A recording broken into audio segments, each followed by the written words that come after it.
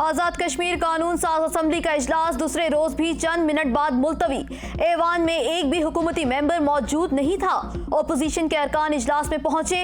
हमारे कुछ मेंबरान को वजीर आजम हाउस में कैद किया गया है। पीपल्स पार्टी का दावा, सियासी जमातें अपने अपने उम्मीदवारों का फैसला न कर सकी।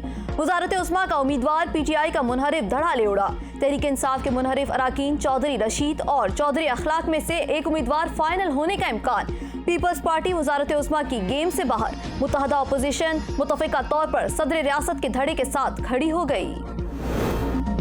गुज़श्ता हुकूमत ने पंजाब की तरक्की का हमारा सफर दानिस्ता रोककर अवाम से हमारी हिमायत का बदला लिया। 4 साल सूबे को कठपुतली और नाहल वजीर आला के सुपुर्द किया गया।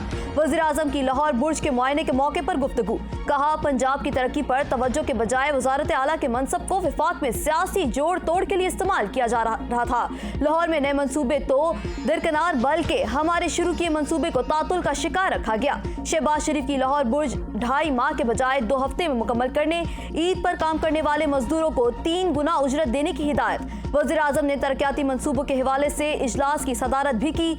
Lahore high court motorway link road के मुजवजा मंसूबे पर ब्रीफिंग दी गई। शहबाज शरीफ की मोहसिन नकवी को 3 रुकनी कमेटी बनाने की हिदायत।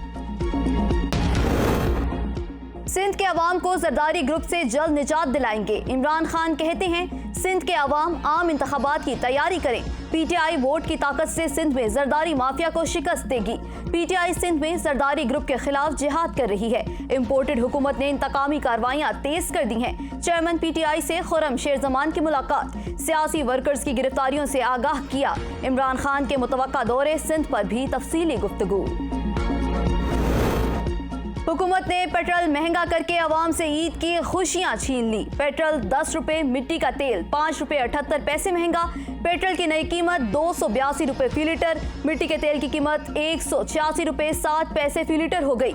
हाई स्पीड और लाइट डीजल की कीमत बगैर किसी रद्दोबदल के बरकरार। मुजफ्फरगढ़ में मुफ्त आटा पॉइंट पर खातून जाँ बहक। पॉलिसी नहीं बदली, डिप्टी कमिश्नर और डीपीओ बदल गया। मुजफ्फरगढ़ में अब तक आटे के हुसूल में 4 लोग मौत के मुंह में जा चुके हैं।